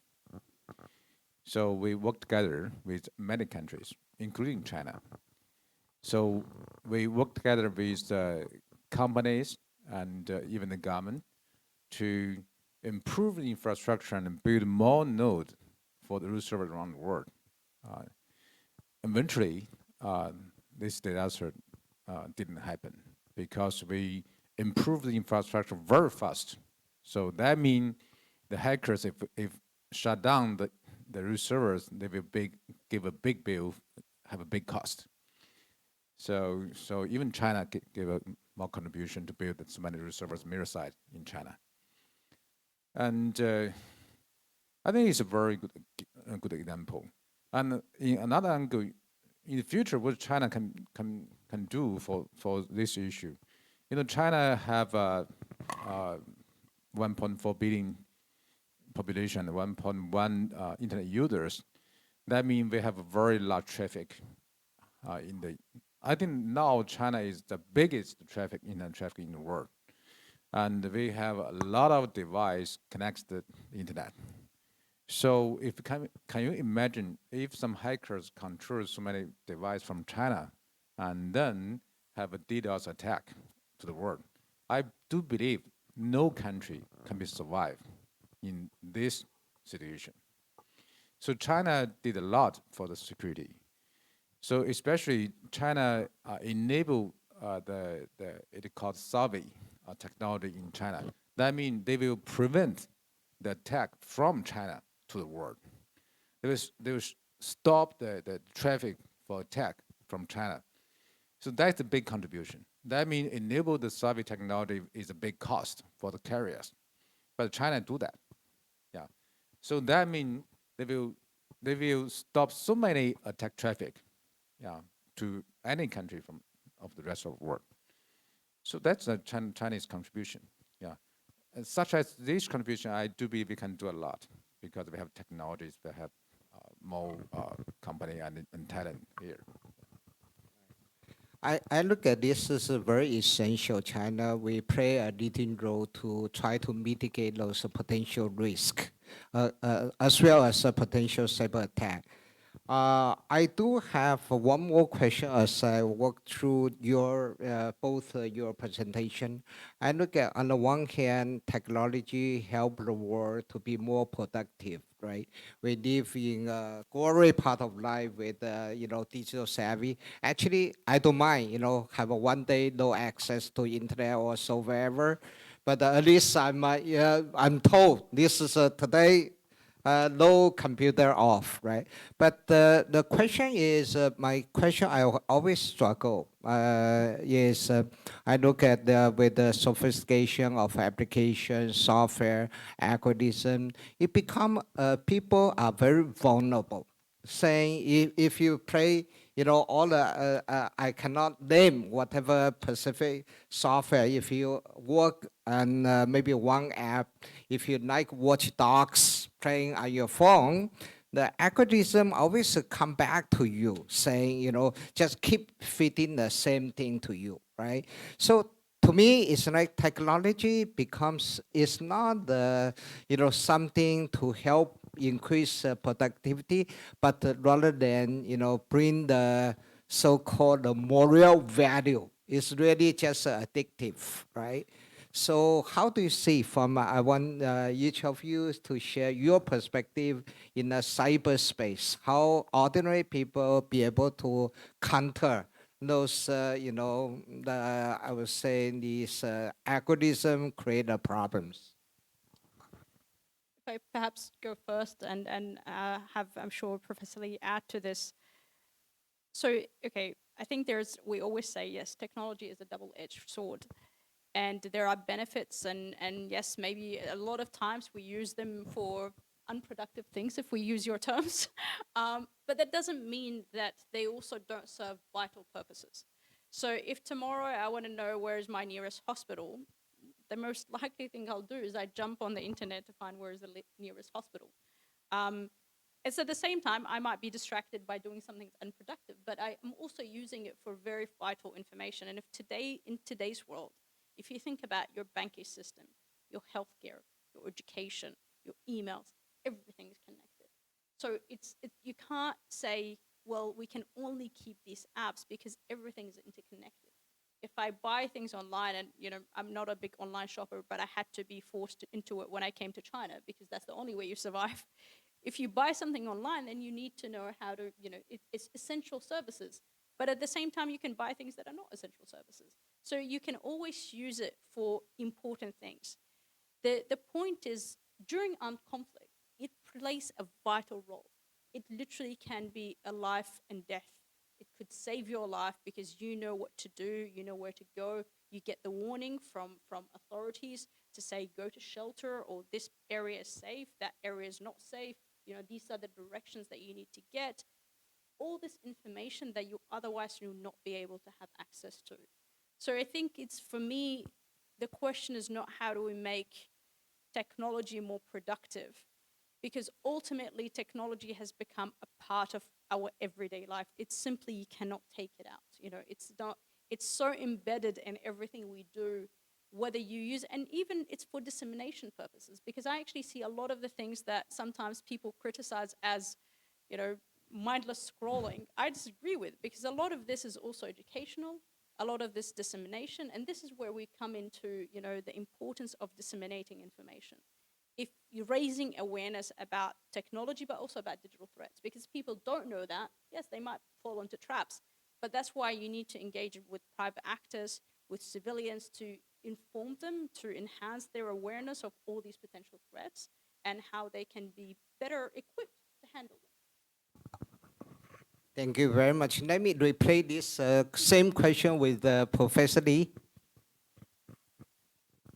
I think the technology always is the driven force for the human civilization. So if you look at my personal view, I suggest we embrace the technology very much. So if you consider the history in the past 2 decades, the whole GDP of the world was tripled. So because of the digital technology and especially for the internet. But when we achieve such achievement, we use almost 2,000 years in the agriculture era.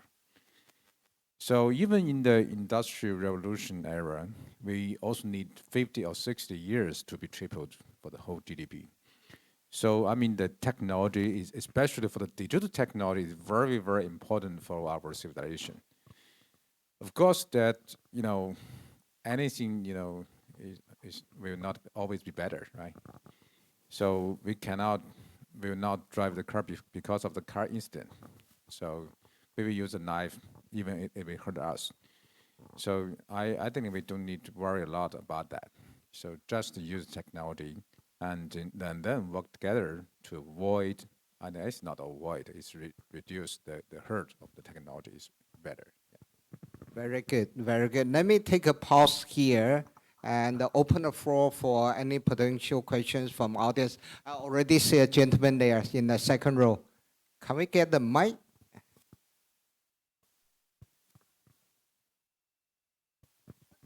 Maybe you start with your name, which organization you are representing, and how you direct your question to which panelists. Yes. Thank you. I'm Ma Wenbo from Chinese Red Cross Society of China. First of all, thank you very much for CCG and ICRC for inviting us to be here to attend this launch. And we are very delighted to see this very important document being translated into Chinese, especially in this period of time in the wake of the launch of the high-level global initiative in New York, where we are also expecting China to play a more important role in the dissemination of IHL. With regard to this topic today, as Marva has introduced in your presentation, that we have already adopted Resolution 2 on ICT in the international conference, where governments and national societies and all movement components were present.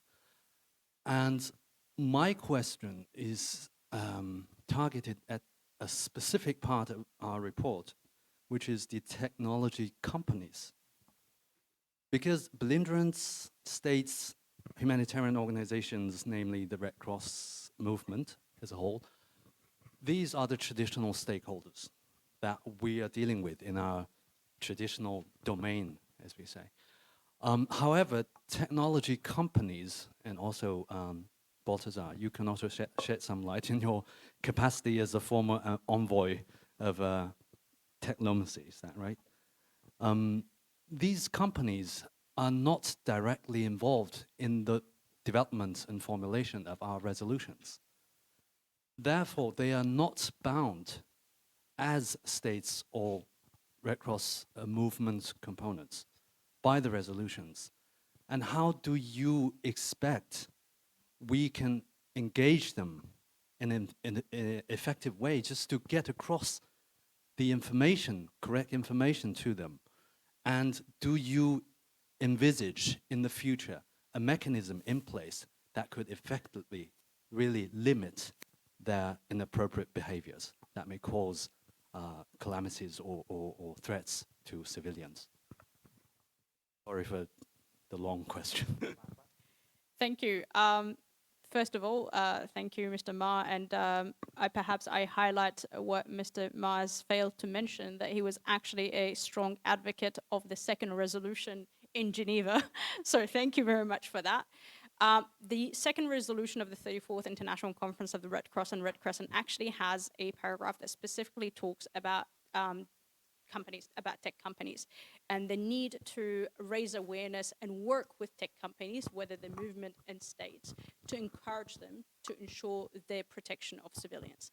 So I completely agree in terms of they're not the normal partners, right? In the past, they are not the ones that you would normally interact with. But if you currently look at the development of cybersecurity and military use of cyber, a lot of it is driven by commercial companies that provide these services to the military. So it is no longer just the military, using their own resources and their own research capacities, developing only their work. It is actually a lot of contracting out on using other services, whether satellite services that provide military information and use that can be used for the military, but at the same time used by civilians. So we see that always interlinked now. And I think satellites are the perfect example of this, where you see them used every day for both purposes. How do we engage them? I think this is one of the issues of, first of all, raising awareness and having that discussion and building that rapport is not just, this is not an us versus you problem. This is a shared problem. And if there is risks to civilians, then obviously that should be, as a humanity as a whole, we should all be concerned about this. But second of all, that's where the laws and regulations and implementation really kicks in. Because as we mentioned in the guiding principles of the recommendations, cyberspace is not a lawless space. There is no such thing as a company operating without regulations, without policies, without laws that are regulated by the states, that are motivated and ensured that they abide by the law. And and Professor Lee actually mentioned this is working together, because you say, okay, well, China has, let's say, perfect laws, but then they leave and they set up a HQ in a different country, and then we can't control that. But of course, working together as a world together, and all states working together to ensure improved regulations, policies, laws, and implementations, and enforcing that, but also creating a space for multi-stakeholders to actually talk about these issues and these vulnerabilities. And if we look at also states and how they use this technology, so if they decide to use private tech companies to assist in defensive or offensive cyber softwares, the issue is then they should also put some obligations on these companies to, for example, separate military data from civilian data, to ensure that at least the employees are protected, the employees at least are aware of what they're doing, not encouraging them to work on things that would lead to them being potentially a military target, because they may be considered directly participating in hostilities. So it's also states and belligerents. How do they interact with tech companies? If the only relationship is just commercial, I pay and you give me, and then no rules and no regulations, then of course we will end up in this, in a potential situation where attacks could be on civilians, and no one's going to be able to stop them. But of course, if there are laws, regulations, and that awareness on both sides, belligerent states and tech companies, then we can move towards, hopefully, better protection. Thank you very much. I see a gentleman in the back. Yeah.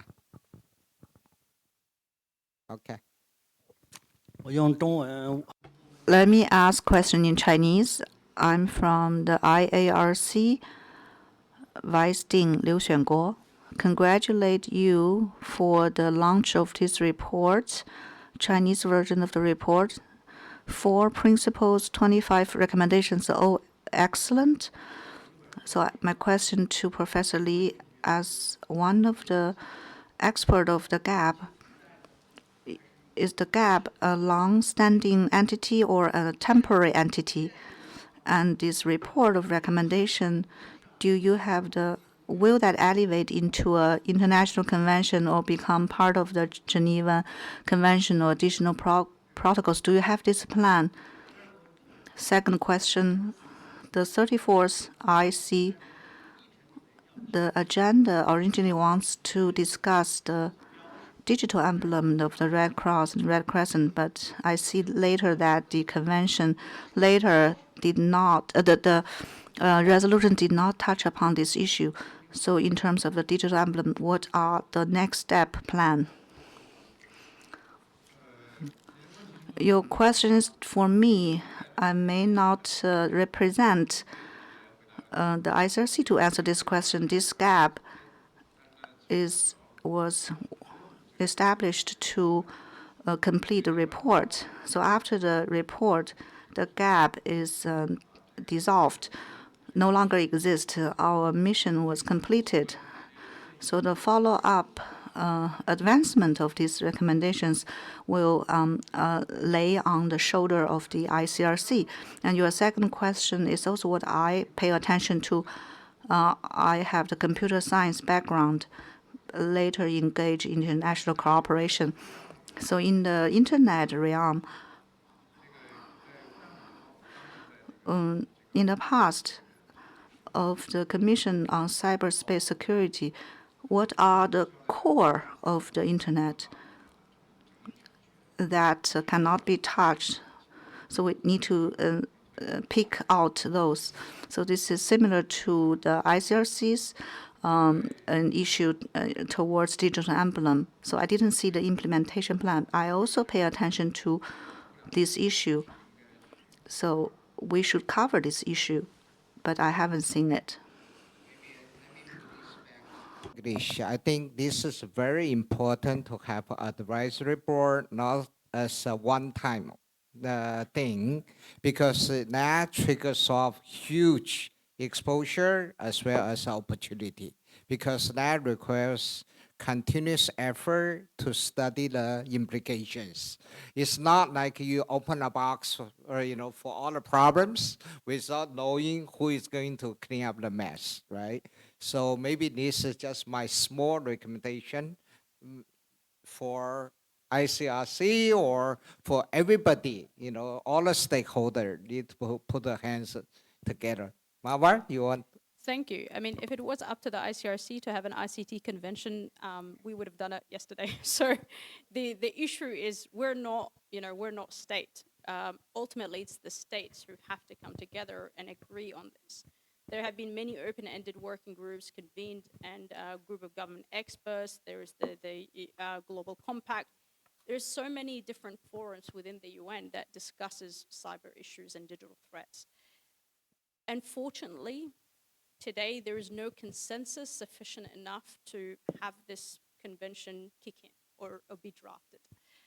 We do hope that states come together to achieve a consensus. And that's why, to be honest, we think this resolution was groundbreaking, because that was a huge consensus. When you have all high contracting parties agreeing to this, even though, it's not a treaty and simply has certain recommendations for states to follow, but that was already a stepping stone in the right direction. The next step, what we would like, is for states to come together to actually have a unified approach to this. But what we also say, and as I mentioned in my presentation, any future convention should build on already existing rules and laws. It should not undermine what we currently have. So we should not have a convention that gives us less than what we currently have. It should provide greater protection. And that's where perhaps there is no clear consensus on attacks, attributions, and so on and so forth. On the digital emblem, if I may take a couple minutes on that. So where is the status of the digital emblem? In the resolution, it provides for the ICRC to continue researching on the digital emblem. At the moment, it remains in the research phase. And in fact, at the moment, it's more in the testing phase, to be honest. So we are working with different actors and stakeholders and companies, actually, to see how it can be tested and the viability of it. ultimately, after that, it's also not up to the ICRC to decide that a digital emblem will be implemented tomorrow. If we find, after all the research and all the findings and the reports, that the digital emblem is in fact a viable idea, and I might, actually, sorry, I just assumed everybody knows what I'm talking about when I talk about the digital emblem. The digital emblem is about having the emblem, the red cross, or similar to the red cross or red crescent that you see. I'm wearing one now, but you will have it in digital space. So if you see it in a digital space, it implies protection, which means that space, cyberspace, should be protected. Now, if we decide, and if after all the finding that it is a viable option, the next step again is going to go back to the states to decide whether they're going to adopt this through a fourth additional protocol or through an addendum to the annex of the first additional protocol, but it's always going to go back to the states to adopt this. If it was up, as I said, if it was up to the ICRC to have conventions and to adopt the digital emblem, I think we would have done many of these things already, but it's not something that we have to do, because ultimately it's states who have to take that responsibility and to implement it and to comply. And I might just also add on the future, perhaps, of the gap, and I'm sure Baltazar in his closing will probably elaborate more on this. It was initiated as with a purpose for the recommendation. So it was convened for a specific purpose, and the report was that product of that purpose, let's say, of the objective. It doesn't mean that now that we have the recommendations, then everybody goes home. Now our next step is hoping to encourage everyone to comply with these recommendations, to implement these recommendations, to ensure that they take into account by states, tech companies, belligerents, humanitarian organizations. Now, that doesn't always mean that we would have to convene the same board, but today we have Professor Lee talking about it, encouraging everybody. So it could be different forums and different ways to use all those experts to actually elevate the message of the GAB report. I think that's a beauty to have a report to see how it has an impact to society, as well as what the feedback we can collect from all the stakeholders.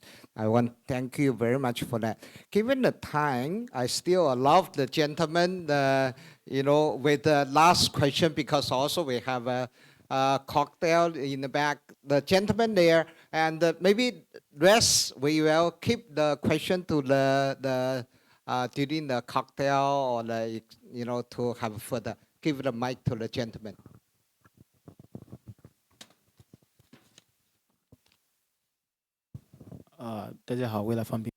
So I use English for the convenience. 我是北京大学临床医学生的，so 我用英文就是说提问一下。My question is, my name is Joe Piri. I'm from Zambia. I'm a Peking University medical student, and I was particularly interested in this forum because from battlegrounds to bites. Now, looking at the profession that has been considered so sacred, like medical profession, are there any measures that have been put in place to see to it that certain moral or certain professions are not penetrated with digitalization, so as to maintain them being sacred? Because let's say in times of war or any conflict, when the medical profession is like penetrated, it kind of like interferes with how sacred and how everybody considers hospitals and all these healthcare facilities to be very sacred. Then the last question is, are there any recommendations that are going to be put in place to train these medical professions in the medical professions in case a cyber attack is launched on such kind of a facility, and how they can withstand? Because this is a solution that has been brought, but at the end of the day, it has consequences. But like, what measures are there to like equip these people to withstand the consequences? And how we can incorporate the medical people in the medical profession to be able to set a framework on how this can be properly integrated, so that it's every part of like society is moving at the same pace, as opposed to leave another sector vulnerable to these attacks because one has been risen and the other is just like remaining like growing at a slow rate. Thank you. Very good one. Professor Lee or Mava, you want Either I think I'm not the expert for this area. Maybe you can Sure. answer. Perhaps on the protection for the medical, for medical facilities. That was, in fact, the idea behind the digital emblem, is to use it, the protective purpose of the digital emblem during armed conflict that can be used by the movement, but also by medical facilities, so medical units. And the idea is to have that in the digital space to ensure that whoever wants to launch an attack knows that this is a protected entity. So that was the concept behind the digital emblem that is currently being researched, and we do hope that it will develop and will come to fruition and adopted by states. So that's on the first question. On the second question, to be honest, I probably will encourage you to talk to my colleague, Dr. Hussein, who's here, who probably has a lot more understanding of the healthcare profession. One of the things that I used to do in my previous job in Libya was advocating for what we call healthcare in danger in file. And one of those aspects of healthcare in danger is actually building the resilience of hospitals against attacks. So whether that's putting, plastics against glass, so if it shatters, it doesn't go everywhere. It could be de-escalation methods or securities or whatever it may be. There could be potential of having those, included in that resilience of hospitals. So we normally focus on kinetic attack when we talk about healthcare in danger, but there is no reason why this cannot be expanded to digital attacks, right? And because that is also a reality. The question is, who will do this? Because obviously, ICRC, we can raise awareness, we can provide our expertise, but some of this may be about financial softwares or technology that needs to be supported by either the medical profession, states, whether it's belligerents who need to build the capacities. So it goes back to this multi-stakeholder working together to find solutions, because everybody really can bring an aspect to it. So a tech company might bring advanced solutions to that problem that are specific for medical facilities, while we might bring awareness and might give some of our own expertise on how to build resilience of hospitals and how we may have done it for humanitarian organizations, and that may work for medical facilities as well. So I think it's a matter of working together to achieve this. Thank you, Marva, for beautifully summarize all the things. I would really want to thank Marva and Sheldon for joining me in this fascinating conversation. I would look at this one of the things I really enjoy. Also, I want to thank ICRC for the excellent opportunity or privilege to partner in releasing this Chinese edition for the report. I look at this, it creates a huge value for the society to be aware of those potential, exposure, as well as how we can leverage technology for good, right? Until then, please join me in thank our two guest speakers here, and we can continue our, conversation later on. Thank you so much. For this very engaging conversation, and kudos to the ICRC research team for your extraordinary efforts, and CCG is very much looking forward to contributing to our joint efforts and amplifying your voices. And next, we would like to invite Mr. Stickling again to the stage to share with us your thoughts and concluding remarks.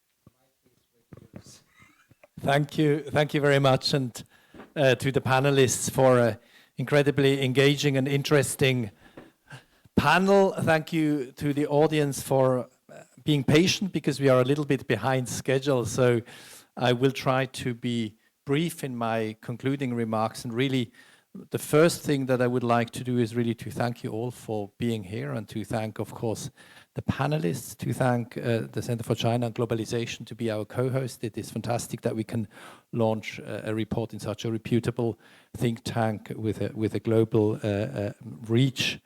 And of course, a particular thank again to Professor Lee, who has not only helped us as an expert through this process, but remains engaged. I think what I take home for the discussion, and I'm sure and I hope many of you will be able to stay for coffee to then go deeper in bilateral discussions with us and the experts, is that the digitalization is unstoppable.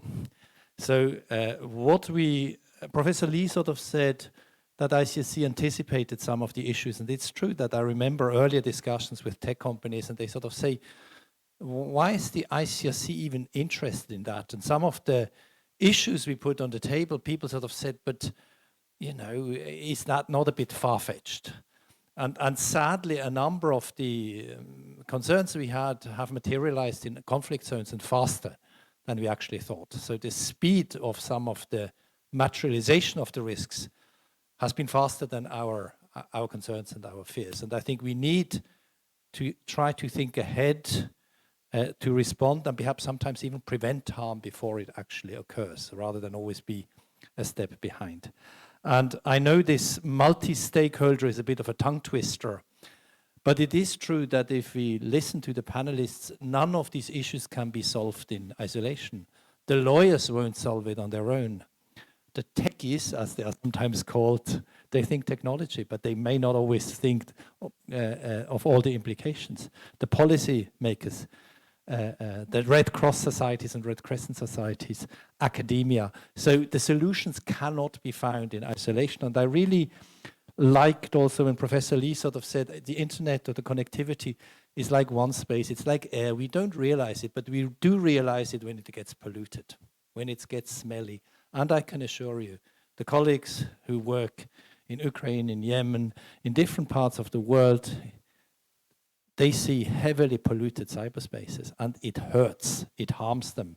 Not in the cyberspace, but in the real world. People get harmed, killed, tortured because of what happens in cyberspace. So we have to take it seriously, and we have to find solutions together, including with tech companies who, it's true, haven't been our traditional partners. We haven't talked to hackers. You know, I was running the crisis management of a big cyber breach when ICRC was attacked. And we suddenly had to ask ourselves questions which we never had before. How do we talk to hackers? Do we even know this? Who they are? Will they be susceptible if we talk to them? What kind of messages do we give? This is totally new terra incognita. It's uncharted waters for us as humanitarian actors, and we have to do it.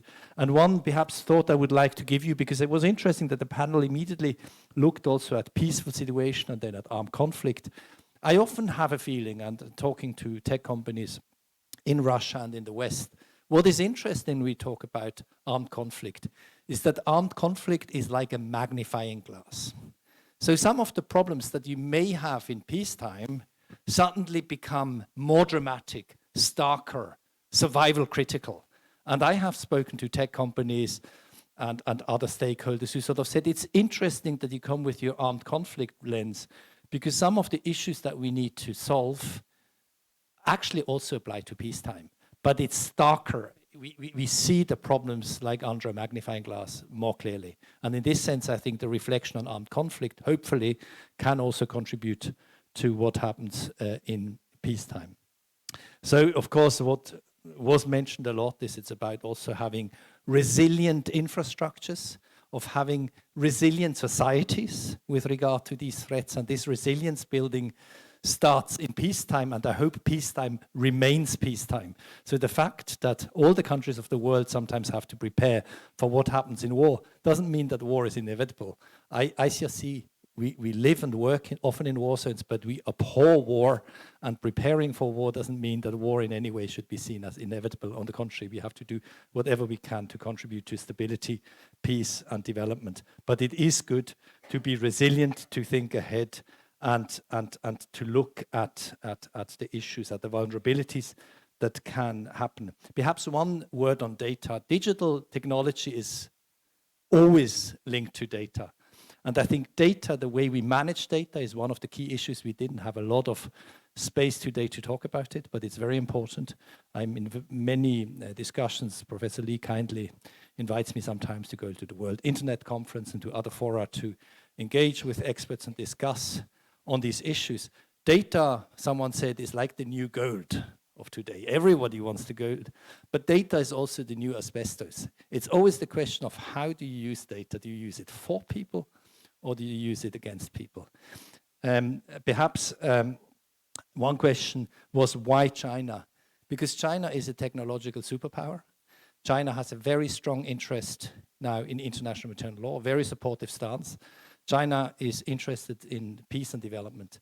So I think there are very many reasons why we from the ICRC believe that this engagement of a global advisory board, and I mentioned we do that across the world with one message, which is civilians of all sides, without any distinction, must be protected and assisted. And we look forward to deepen this, because indeed, it's not the end. And I know we often sort of say this is the start of a conversation, but this is really here the start of a conversation that we want to have in China. We want to engage with tech companies, with government, with academia, with the Red Cross, with anybody really interested to together find solutions. We can't impose these solutions. Not all solutions will be state-driven. A lot of it is also how actors such as tech companies use the technology, develop the technology, embrace the responsibility that comes with the massive powers. And it is true, tech companies today have more power, the biggest ones, than probably certain states. So I think we have to engage with them, talk to them, convince them with regard to their responsibilities. The gap is not a permanent mechanism, but it is important that these recommendations, if you look at the recommendations, they are relatively generic, but we need to implement that into practice. And for my team that I cordially thank for having organized and worked on the preparation of this event, it is of course also important to really to learn from Chinese perspectives, from Chinese thinking, from Chinese proposals that we will then also carry to other regions of the world and find the right solutions, and hopefully be able, and we see it, it was mentioned, to implement these recommendations. We clearly don't see this report as just a paper that ends in a drawer. This report is informed, but the people who work in Gaza, in Ukraine, in Yemen, in South Sudan, in various conflict zones. So it's our experience in war zones. We try to also stand up for the people, to be their voice, and we hope that the solutions we find will again make the life different for the people. That is the ultimate goal. It's not an academic process, it's a highly operational process. Thank you so much for your presence. Thank you for all panelists. Thank you for all the teams involved. And enjoy the coffee break. I hope you have time to stay. Thank you.